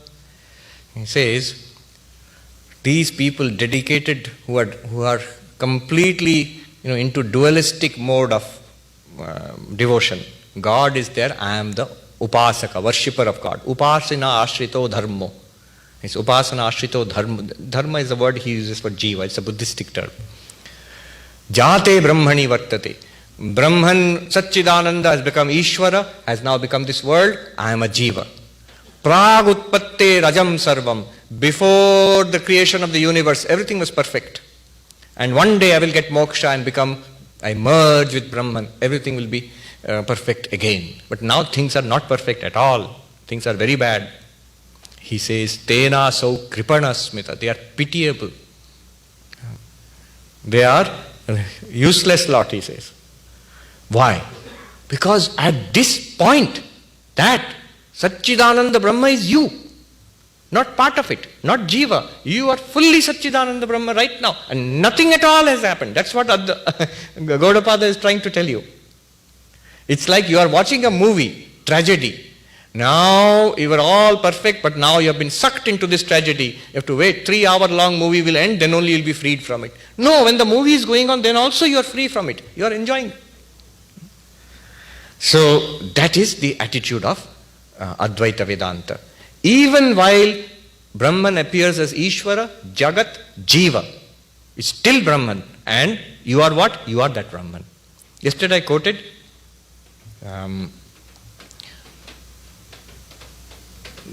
Adhyatmikam tattvam drishtva tattvam adhyatmikam tattvam drishtva tattvam bahyatah tattvam drishtva bahyata tattvi bhuta tadarama tattvad aprachyuto bhavet. Realize that I am Brahman. Realize that everything you see here is not everything. It's Brahman alone, perfect, Satchidananda, nothing else is there. Then you are Satchidananda, tattvi bhuta tadarama. Then you find peace. You find it, everything is all right. You are Satchidananda. Tattvad aprachyuto bhavet. You do not slip away from the tattvam at all. You are always effortlessly, choicelessly, you are Brahman. That's the final verse of 2nd chapter of Mandukya Karika. These are very, very extreme Advaitic positions. But that's the Advaitic answer. There are many other answers, little step by step. That is too much to swallow. Kashmiri Shaiva answer is there. This is the Leela of Shiva. I've told that story sometimes. Alan Watts, I like that story. He writes, he has a book, very nice book. The name of the book is The Book. And he says, the taboo against knowing who you are. And he says, in the beginning, God alone was there. So it's like a children's story, but it's for grown-ups. In the beginning, God alone was there. From eternity to eternity, God alone existed. But such a long time, eternity is very long, so God got bored. So God wanted to play. But to whom will he play? He has no friend. There's no second. Only non-dual reality. Only God is there. What to do? But God is very smart. So God thought about it, what to do. And then, because God is very intelligent, he decided to be not God. Now there are two. God, not God. Not God means God pretending to be not God. Now there are two. He can play. But the problem is, God is very smart, very efficient. What he does perfectly. So when he did it, pretending to be not God, he totally forgot he was God. Now what has happened is, this not God, God who is not God, and forgotten that he is God, is now searching for God. This is samsara.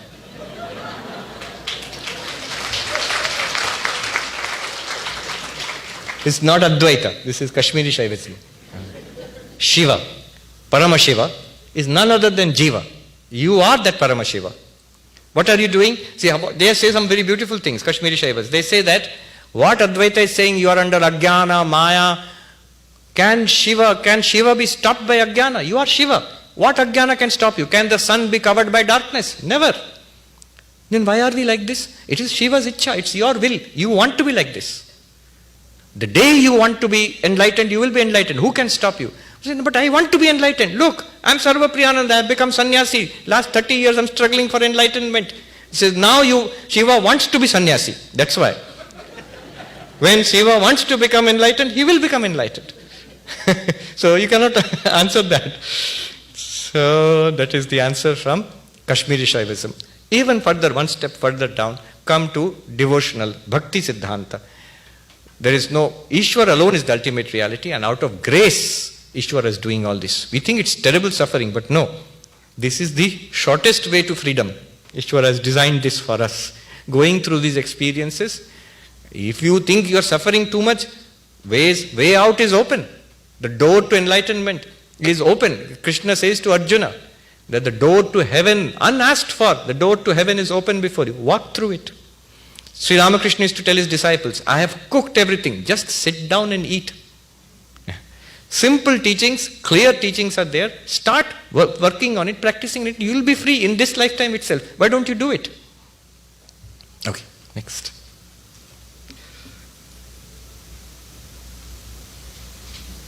Namaskaram, Swami. Namaskar. My name is Vishwanath.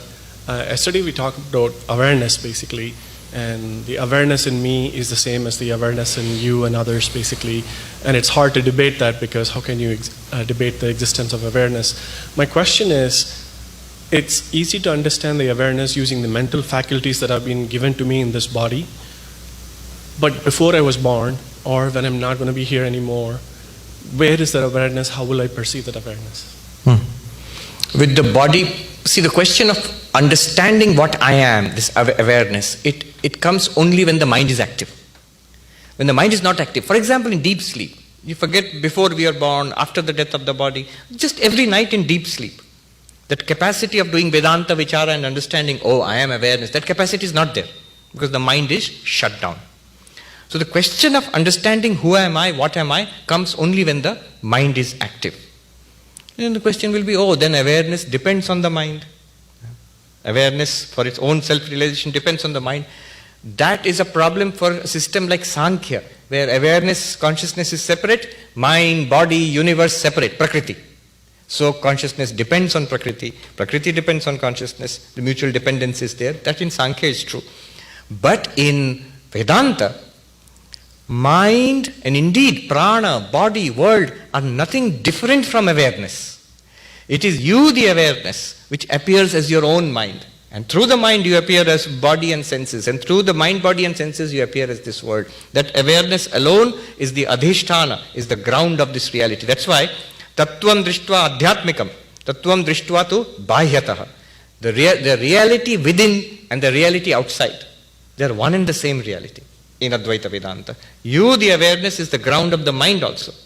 There is a beautiful verse in Vedanta, Chittam chiditi janiyat, takaro vishayadhyasa.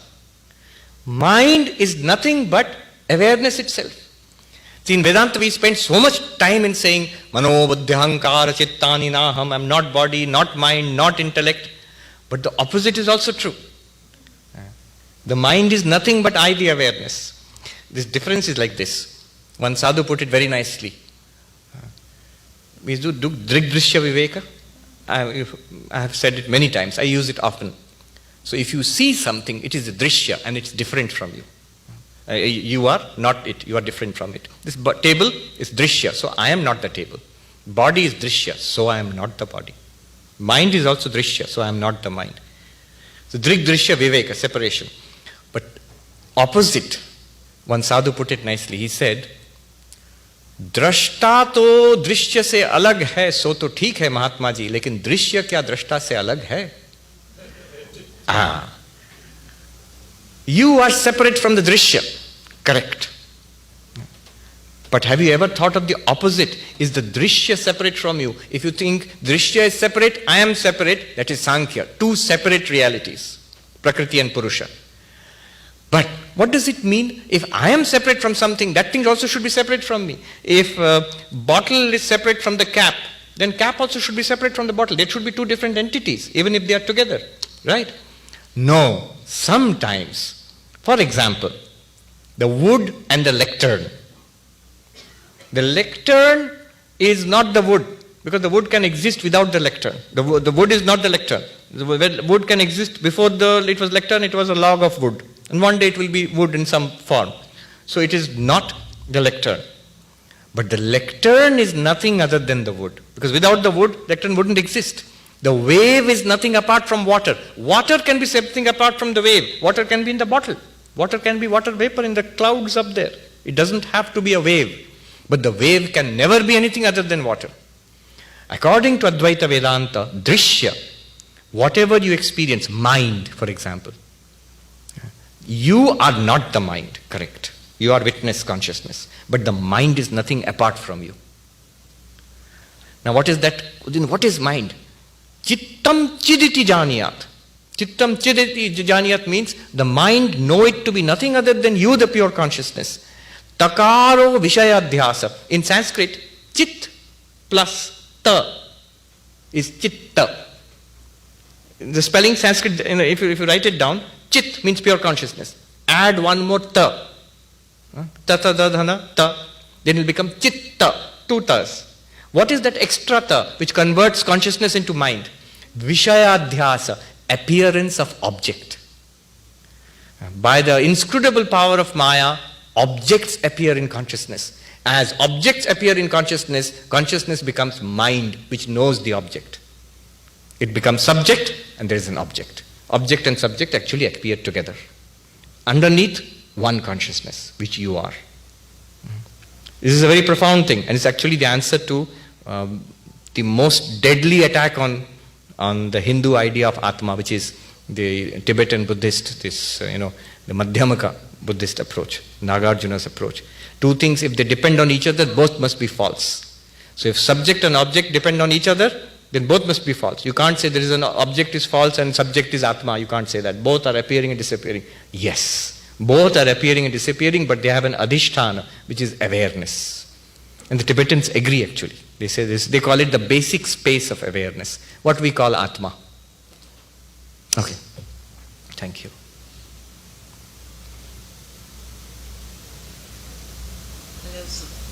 Hello Swamiji, my name is Shumitra. Namaste. And I watch your YouTube lecture every now and then, and I just wanted to, I have this desire to teach myself how to meditate, but I often ran into this problem of concentrating.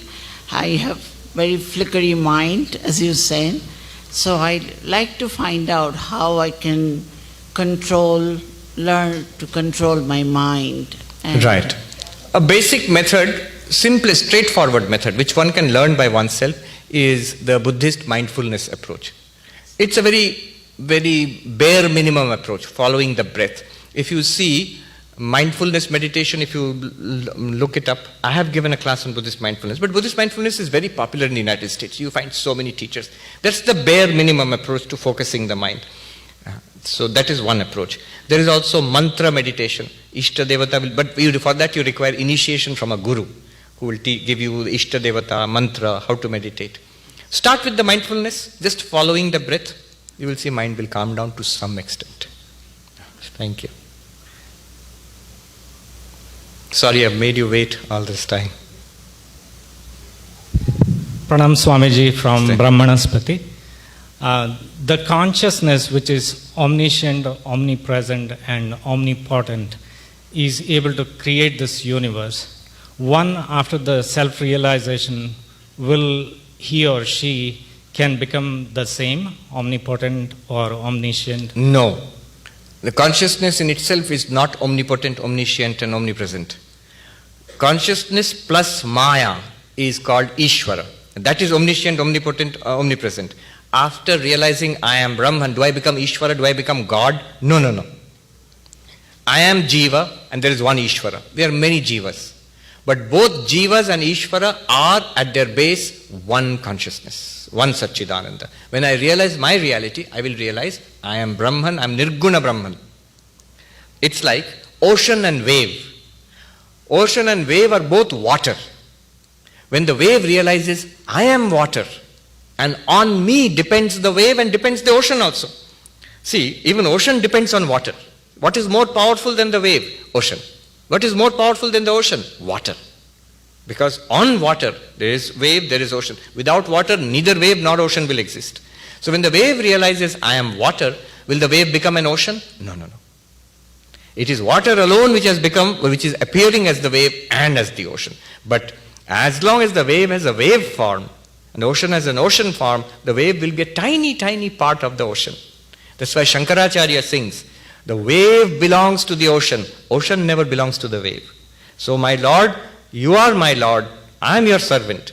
Even as Shankaracharya. But we are both Satchidananda Brahma. That is the realization. Doesn't that indicate Dvaita, Swamiji? No, it doesn't. Because if I am both Satchidananda, then Satchidananda is the non-dual reality. Other than Satchidananda, there is nothing. Dvaita would say the ultimate reality is Bhagavan and I. That's it. Beyond that, one Satchidananda is there. No, no, no. They don't agree.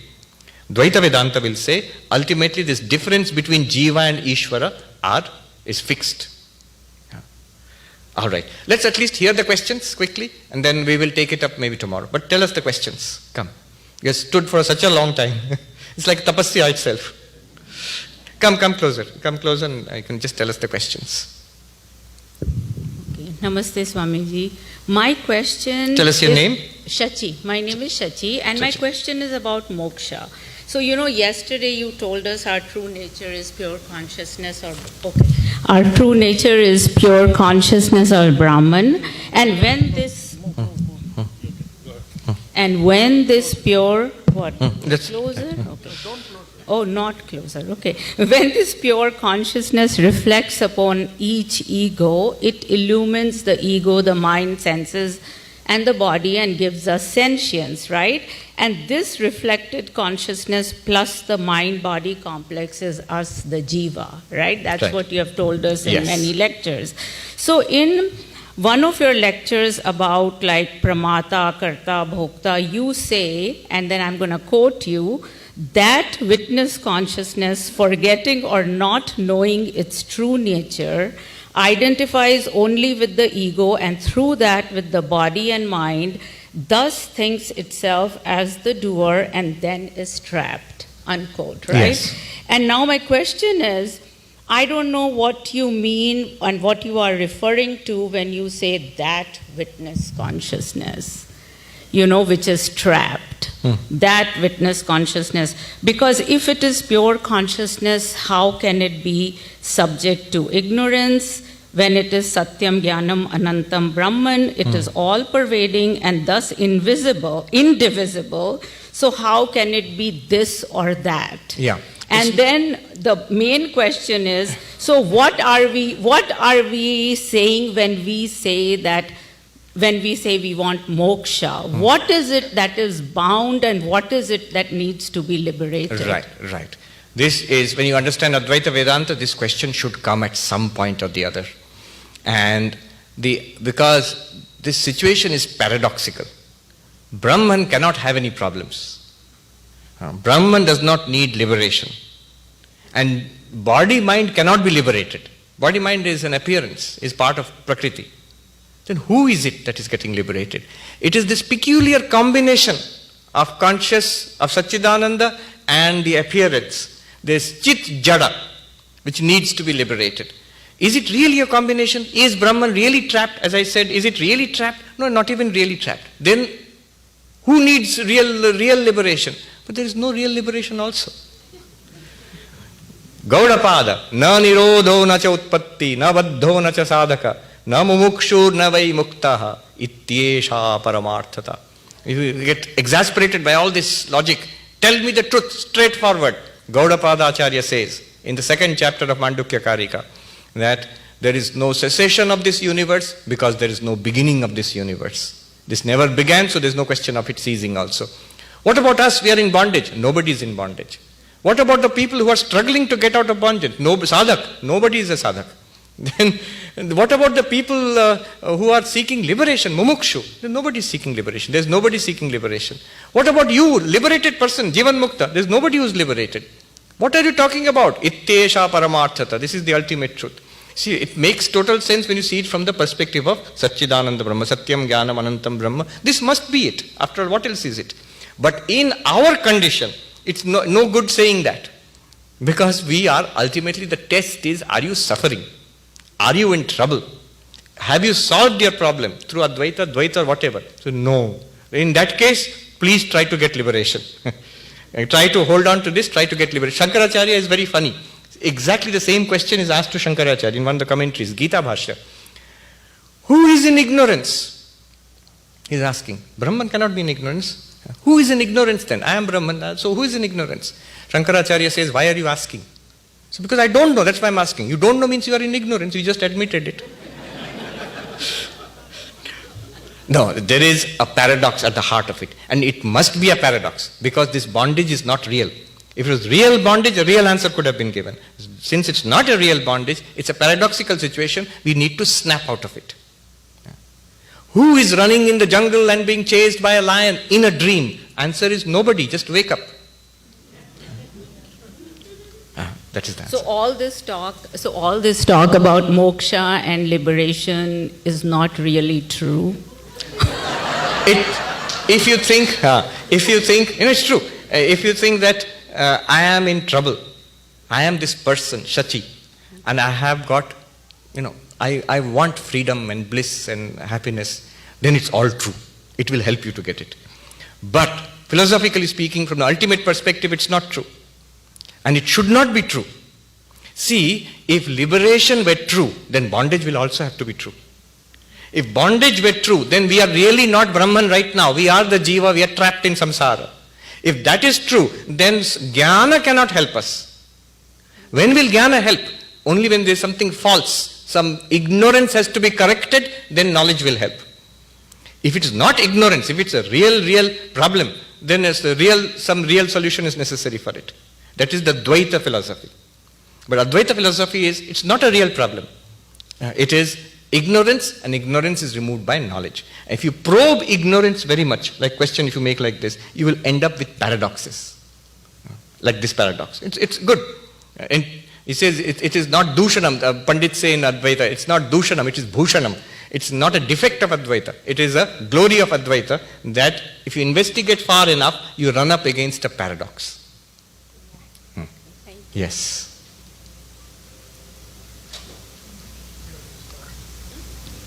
Just hear the questions. Pranam Swamiji. My name is Arun. I regularly follow your talk online, and it is a real pleasure to see you face to face and talk to you as well. My question is regarding the Vedanta. Actually, it is introduced with the Mahavakyas, like straight away it starts with Aham Brahmasmi Tattvamasi and all. Is that the starting point for a sadhaka? And also there's a goal also, that's what it is, we need to realize it. But knowing it in the beginning itself, what drives a sadhaka to take the path of sadhana? And also how far does it take? Like every moment the sadhaka will be reminded that everything what you see is not what you see, everything is illusion. And but actually the result of realizing or reaching the goal is dissolving myself or disappearing myself into this world. All right, hold on to this question. Are you coming tomorrow? Yes, I will. So we'll take up your question first tomorrow. This is an important question. Hari Om. Okay, thank you so much. Hari Om. Yes, let's hear the questions quickly. नमस्ते. प्रणाम स्वामी जी. मैं हिंदी में बात कर सकता हूँ? जी पूछिए. Everybody तो मोक्ष जो है, मैं अब जो भी सोच रहा था और जो भी आपसे सुना हो और सोच रहा था कि ये द्वैत अद्वैत यह जानना जरूरी है कि मोक्ष पाने के लिए, तो मैं तो यही समझता हूँ कि मोक्ष की भी इच्छा त्याग देनी या उसके भी आगे जाना ही मोक्ष है, उसके भी बंधन को तोड़ना. और आपने जो कर्म की जो बात की है, जो कर्म में जो है निष्काम कर्म है, अकर्म विकर्म, ये क्या होते हैं? इसमें से आपने We'll take it up tomorrow. Yes. I will not be there tomorrow probably, So, but anyway. Okay. At least the question has been placed. Yes. Pranam Swamiji. Aham Brahmasmi, Tvam Brahmasvaha, Vayam Brahmasmaha. But coming down below that, I am Gopal. So that No, is I get emails like this. Long description. The same existence, consciousness, bliss, which we are both same consciousness, bliss together. In this body is Mr. Mishra. I'm asking the question. Precisely, sir. Yes. You're also Swami Vivekananda ji. You're also Ramakrishna ji. To me, the question is: once we get down from that level, but we have to live in this world. We are living. There is a self-identity. So this awareness is what I'm tuning to. Karma Yoga is the rock foundation probably, but to discharge our duties, we do it with an ego and with an identification of everybody. The awareness just dissolves. So the question really is, how do you get into awareness as you wake up in the morning? How do you sustain the awareness throughout the day? How do you sleep and come back into the awareness so that this ego identity is dissolved? Yes. The awareness identity never goes away actually. We'll talk about that tomorrow. Are you coming tomorrow? Please try. The last question, I think. Or you have given up. He has given up. Doubt is dissolved. All right then. Thank you so much. You made an announcement? Yes. On your way out, we have a prasadam of a fruit. I don't know which fruit. Okay. And also, just a gentle reminder that the donation boxes are in 2 places. I don't like saying this too many times, but just telling you. And we'll see you tomorrow. Oh, 1 minute, please. Okay, thank you very much. And I am thankful to Swamiji for giving a beautiful discourse on the Karma Yoga and conducting this question and answer session. And I request to all of you, please come tomorrow. The program will start at 3 to 5 p.m. tomorrow. And also there is a prasadam being distributed. Please take the bag